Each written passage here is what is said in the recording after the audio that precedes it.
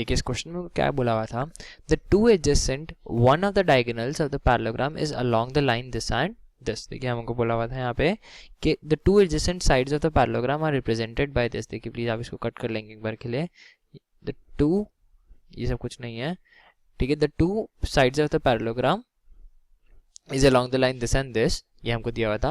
if one of the diagonals of the parallelogram is along this then the other diagonal is, ठीक है, हमको यहाँ पे ये चीज़ पूछी हुई थी। तो देखिए मैं क्या करता हूँ, सबसे पहले एक बार पैरेललोग्राम बना लेता हूँ तो आपको समझा पाऊंगा कि क्या हो रहा है हमारे पास सिचुएशन।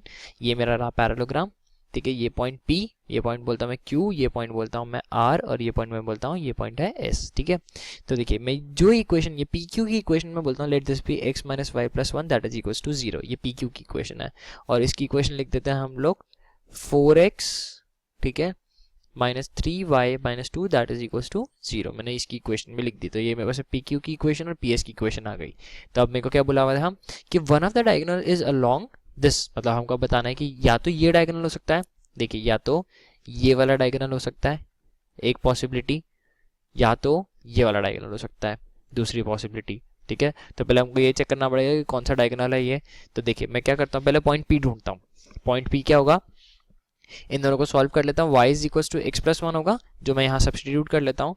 तो 4x minus 3 times of x plus 1 minus 2 that is equal to 0, ठीक है। तो यहाँ से आ जाएगा मेरे पास में x minus 5 that is equal to 0, तो x की वैल्यू आएगी यहाँ से 5, x की वैल्यू यहाँ से 5 आई, तो y की वैल्यू क्या हो जाएगी 6, मतलब पॉइंट P क्या आ रहा है मेरे पास में 5,6। अब यहाँ चेक करता हूँ कि जो डायगोनल है क्या इस इक्वेशन को सेटिस्फाई कर रहा है। देखिए अगर x की मैंने 5 पुट करी तो 15/2 that is not equal to 6, मतलब ये जो QS वाली लाइन है दैट इज, ये जो QS वाली जो लाइन है that is y is equal to 3x/2। मैंने बोला कि जो ये लाइन है वो ये होगी, क्योंकि बिकॉज वो तो सेटिस्फाई हो नहीं रही, मतलब ये वाला लाइन ही होना चाहिए, ठीक है। तो अब मैं Q और S ढूंढ सकता हूँ, जो पॉइंट Q है और जो पॉइंट S है मैं ये ढूंढ सकता हूँ। वो कैसे ढूंढूंगा, बस वापस सब्स्टिट्यूशन, कैसे, देखिए सबसे पहले S पॉइंट ढूंढ लेते हैं। S पॉइंट कैसे आएगा मेरे पास में 4x minus 3 times of 3x/2 minus 2 that is equals to 0। तो यहाँ से देगा मेरे पास में 8x minus 9x minus 4 that is equals to 0। तो मतलब x is equals to minus 4, x की वैल्यू क्या है यहाँ से मेरे पास में -4, तो x माइनस 4 आया, तो मैं y क्या लिख दूंगा -6 according to this equation.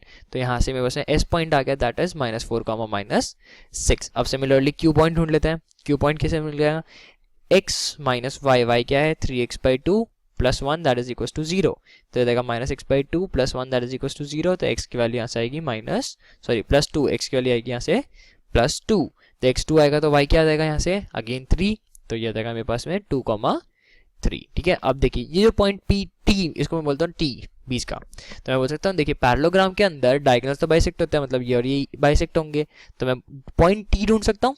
Point T जो बीच वाला पॉइंट है वो ढूंढ सकते हैं हम लोग, कैसे, this will act as a mid point for Q and S, ये जो होगा वो will act as a mid point. तो मिड पॉइंट का फॉर्मूला क्या होता है 2 plus -4 divided by 2 comma 3 minus 6 divided by 2। तो यहाँ से देगा मेरे पास में -1 कॉमा -3/2, मतलब पॉइंट T आ गया -1 कॉमा -3/2। तो अब मेरे को क्या पूछ रहे हैं लोग क्वेश्चन के अंदर, द अदर डायगोनल हैज, तो अदर डायगोनल के बारे में पूछ रहे हो, तो अदर डायगोनल की इक्वेशन लिख देते हैं सबसे पहले। तो इक्वेशन कैसे आ जाएगी मेरे पास में पॉइंट P है, मेरे पास में पॉइंट T है।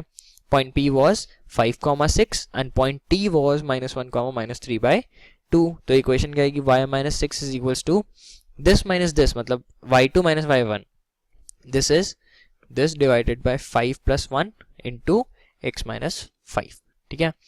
तो ये 6 को इधर ले जाता हूँ, तो 6y minus 36 that is equals to, इसको एलसीएम ले लेते हैं 12 15/2 टाइम्स ऑफ x माइनस 5। तो अभी इसको मैं वहाँ ले जाता हूँ, तो 12y minus 72 that is equals to 15x minus 75। तो यहाँ से 12y is equals to 15x minus 3, ये आ गई हमारे पास में इक्वेशन, ठीक है। अब इसको 3 से डिवाइड कर लेता हूँ, तो 3 से डिवाइड कर लूँगा तो फाइनल आ जाएगा 4y that is equals to 5x minus 1, that means y is equals to 5/4x minus 1/4। तो इस लाइन की इक्वेशन के बारे में बता सकते हैं हम लोग। स्लोप क्या आया, m is 5/4, ठीक है। y इंटरसेप्ट क्या आएगा c is -1/4, ठीक है। नेक्स्ट x इंटरसेप्ट अगर पूछ रहे होंगे तो हम लोग क्या कर देंगे, y की वैल्यू को मैं 0 कर दूंगा, y 0, तो ये जाएगा मेरे पास में 5, x की वैल्यू क्या देगी 1/5 x की वैल्यू हो जाएगी 1/5। तो अब चेक कर लेते हैं ऑप्शंस के अकॉर्डिंग क्या है हमारे पास में।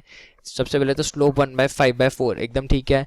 y इंटरसेप्ट हमारा -1/4 आ रहा है, 1/4 नहीं आ रहा, तो ये ऑप्शन नहीं होगा, ठीक है। x इंटरसेप्ट इज 1/5 एकदम ठीक है। The points this and this on either side of the side, मतलब बोला है the points this and this. तो ये देखिए इक्वेशन क्या थी हमारे पास में, हमारे पास इक्वेशन थी जो यहाँ पे उन्होंने लिखी थी नीचे 4y - 5x लिख लेते हैं। ये जो पीटी की इक्वेशन थी that was 4y is equals to 5x - 1। तो अब पॉइंट पुट करते हैं, पहले तो 2,1 पुट करूंगा तो क्या आएगा मेरे पास में। एक बार क्या करता हूँ मैं, एक बार सारी इक्वेशन को पहले साइड कर लेता हूँ। 5x - 4y - 1 that is equal to 0। तो अब 2,1 पुट करेंगे तो क्या आएगा 10 - 4 दैट इज 6 6 - 5 5, तो पॉजिटिव आ रहा है। अब 1,9 जब पुट करूंगा तो नेगेटिव आ रहा है, मतलब these are on the either side, मतलब ये भी एकदम सही है। तो हमारा आंसर क्या हो जाएगा A, C एंड D।